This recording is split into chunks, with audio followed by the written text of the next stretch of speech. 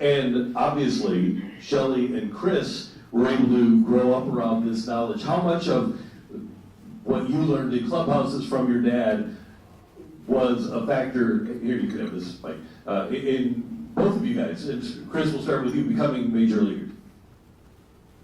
Go ahead, Chuck. It starts with the love of the game, Randy. You know, being around baseball when we were little kids, that's the only thing we really wanted to do. So, you know, when we got home, all we wanted to do was play wiffle ball, go to the park, play pickup games, and we were in an environment where we were allowed to do that.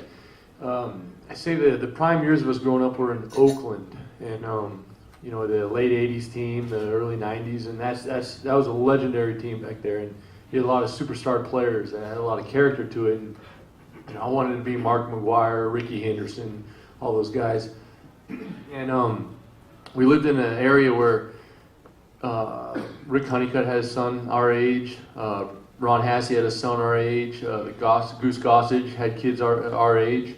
So we were always playing baseball. So the love was there.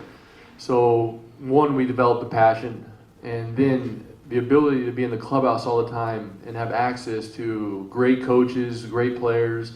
You know, we would get hitting lessons from the hitting coach all the time, Greg Luzinski, Jim Lefevre. We'd get to sit in the meetings and listen to Sandy Alderson, Tony, and my dad talk after the game. So the knowledge was there. So we became students of the game and great baseball players because of that. I think of the same thing. I think about growing up in the Coliseum, being able to go to the field on a daily basis, watching big leaguers and seeing how they work.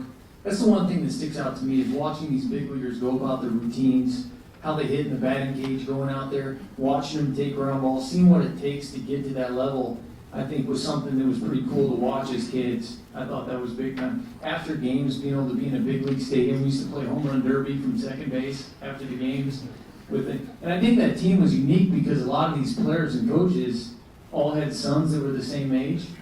And Tony was so lenient on letting these players and coaches bring their kids to the field.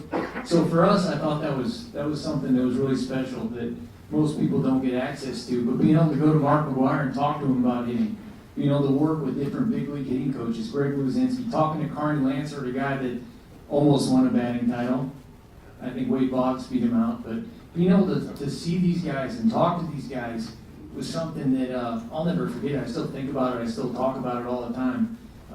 Jose Canseco and Ricky Henderson and Walt Weiss and Mike Iego and Carney Lancer playing third base and going to games every night and being at the field and going down to the batting cage, and what some of the coaches did for me and Shelly was incredible. But Greg Luzinski, just growing up in that environment was a special thing that I think neither one of us will ever forget.